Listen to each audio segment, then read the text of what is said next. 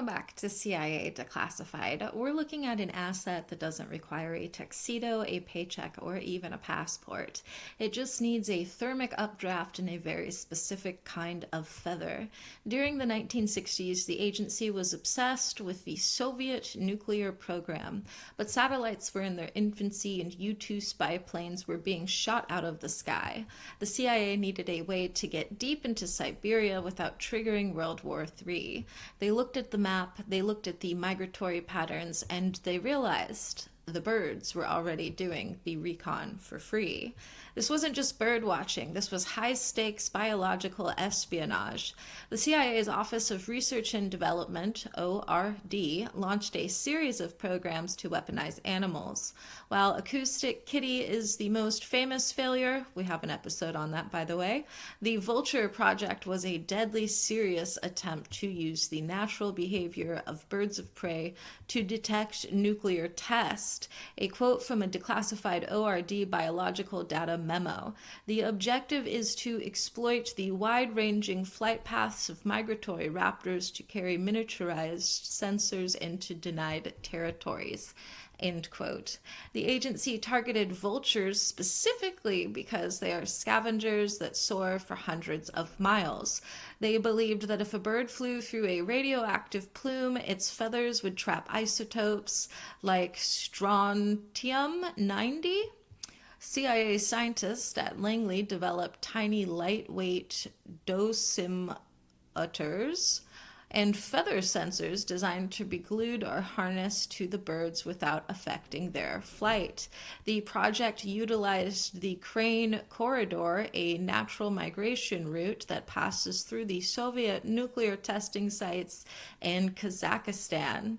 Agency ornithologists traveled to India and Pakistan to trap migratory birds, tag them with sensors, and release them toward the USSR. A quote from Dr. Stephen Aldrich, CIA Office of Research and Development. We are looking for a biological platform that can loiter over a target without raising the suspicion of radar operators. End quote. The CIA also experimented with pigeons equipped with tiny automated cameras. We have an episode on that as well, training them to fly over sensitive Soviet shipyards. The agency's Special Operations Division built a secret training facility on the grounds of a colonial estate to test bird-mounted tracking devices. One of the biggest hurdles was the battery problem, creating a power source small enough for a bird to carry that could still transmit data back to a listening station. CIA files reveal that they considered using crows to deliver tiny listening devices into the windowsills of the Kremlin. The Vulture project was eventually folded into a broader program known as Project Aquiline, which we have an episode on, and attempted to build a drone that looked exactly like a bird. The agency attempted to recruit local bird catchers in foreign countries to help recover tagged birds that had returned from Soviet territory. The feather analysis technique was so sensitive it could distinguish between different types of Soviet nuclear fuel based on the microscopic residue trapped in the down. A 1967 report noted that the primary risk wasn't the Soviets, it was the birds getting eaten by natural predators before they could return their data. The project cost reached into the millions of dollars before it was determined that the data recovery rate was too low for consistent intelligence. Agency operatives actually used high-powered nets and tranquilizer darts at the San Diego Zoo to practice the capture and tagging process before deploying overseas. The miniaturized sensors were so tiny they were disguised as molted skin or parasite clusters to avoid detection if the bird was captured by Soviet farmers. A quote from a declassified ORD project review dated 1971.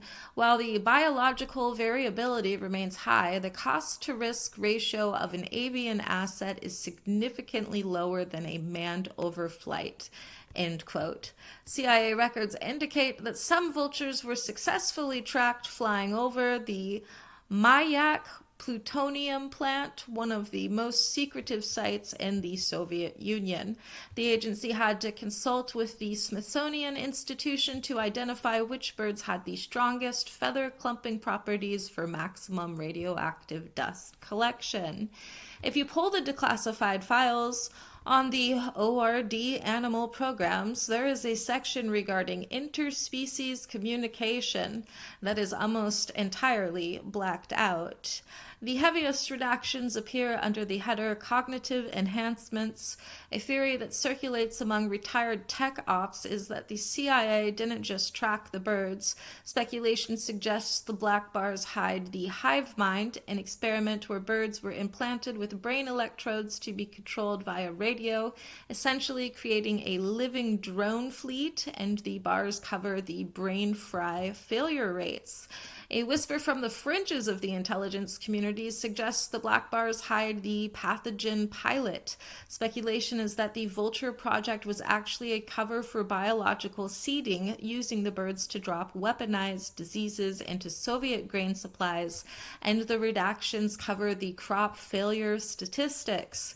Some believe the redactions in the sensor deployment hide the nuclear magnet. Speculation suggests the birds weren't just tracking radiation, they were carrying small amounts of it to tag Soviet officials from the air, and the black bars hide the human contamination tracking logs.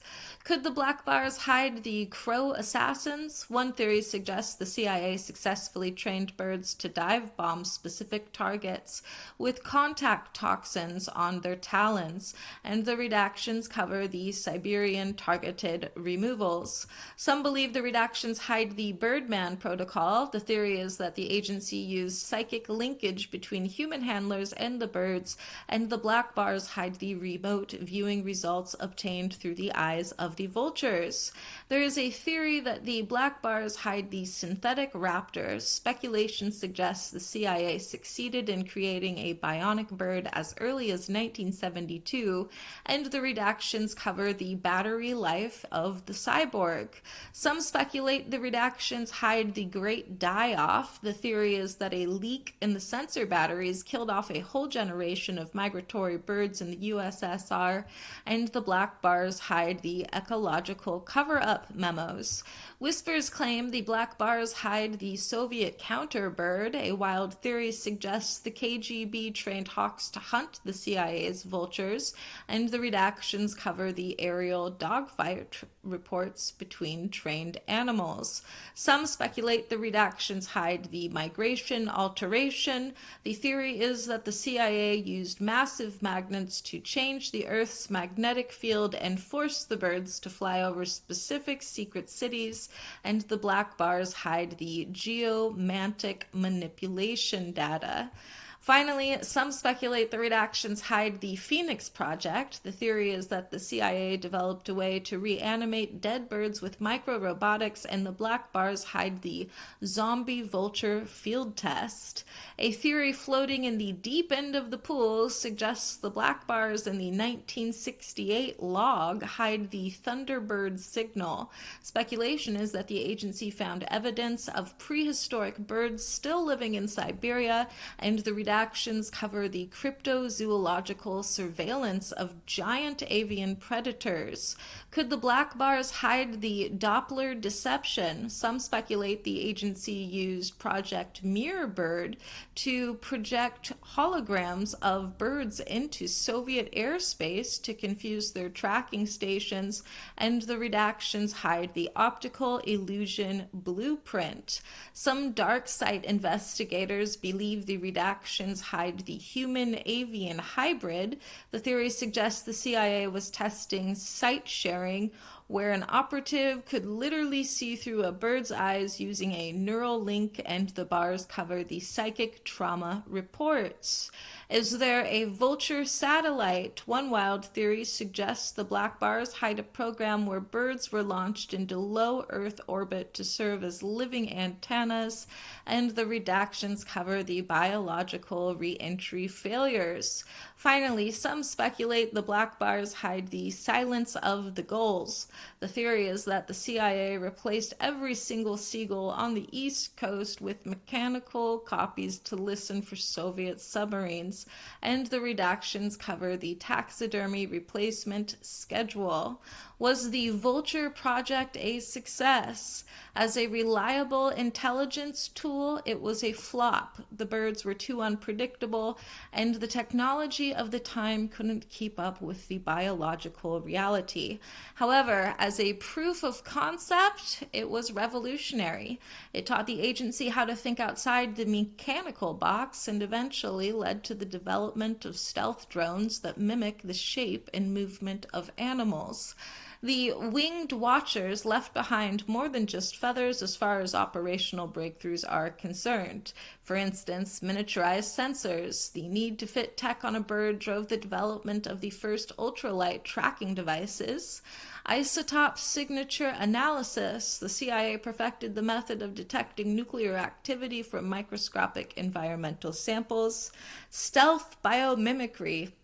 The project provided the foundational data for Project Aqualine, the first bird-shaped drone, and global migratory intelligence. The agency created one of the world's most detailed maps of bird migration specifically to find blind spots in Soviet radar. Nature doesn't care about borders, and that's what made the Vulture project so brilliant and so bizarre. The next time you see a hawk circling high above, remember, sometimes a bird is just a bird, but during the Cold War, it might have been an employee. Thanks for listening. Please join us next time. We're going to examine the Beethoven Protocol. In the world of clandestine broadcast, a beautiful sonata was never just music. We'll uncover how the agency used classical masterpieces to hide coded messages in plain hearing. We'll also look at Project Chopin, where every crescendo was a signal for a deep cover agent to wake up. Was the Fifth Symphony actually an order for an assassination? Join us for The Sound of Secrets. In the meantime, I'll see you in the archives.